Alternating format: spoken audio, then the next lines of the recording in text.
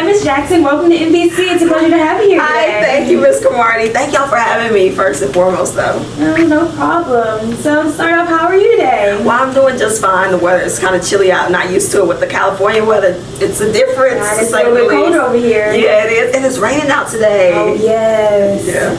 So, how's your campaign been going so far? It's been running pretty smooth. Glad to be out there, get my name out there. I like to feel the flesh, one-on-one with the people. It's amazing, honestly. So let's get down to the nitty-gritty of everything. We've heard a lot about your economic policy recently.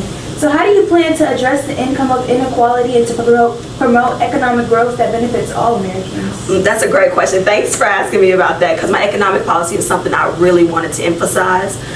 First, I support policies that raise the minimum wage, invest in the education and job security and training, and implement progressive tax reforms to ensure that the fair distribution of wealth.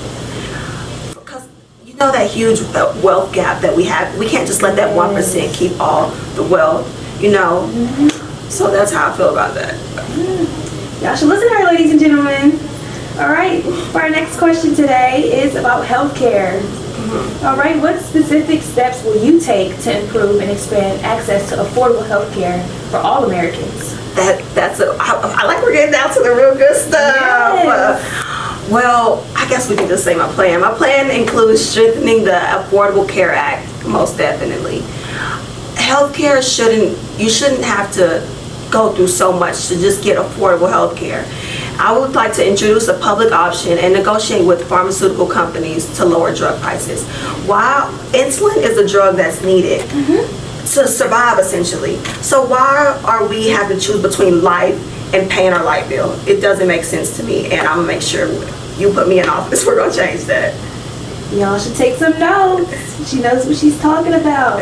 All right, for your next priorities that you would like to focus on in your campaign, we see that education is a big one. So how do you plan to improve the education system, including both, K through 12 and higher education, to ensure equal opportunities for all? First, I like to advocate for making higher education more affordable. Going through so much and having so much debt just to make sure you can survive, it shouldn't be a necessity for anyone. Expanding Pell Grants and exploring options for student debt relief, such as income-driven repayment plans. That's also something I really wanted to emphasize during my campaign, to make sure you aren't struggling, especially in the economy. Make sure you aren't struggling to make sure your credit's right with your student loan debt and such. So that's also something I want to emphasize. Amazing. Do a lot of these views come from you going to public school? Yeah, most definitely. I feel like growing up in the public school environments, I wouldn't have changed it for the world. It's not the best education, but we can work to get it better. You know what I'm saying? Amazing.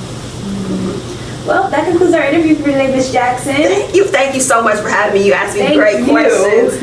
You asked me great questions. It's lovely. It's always a pleasure coming here. I know. I see Tracy over there. I always see her. I love to see y'all. Great faces. All right, and we plan to see you as the president next time. Thank you. Yes, ma'am. All right, have a good one. Yes, ma'am. You too.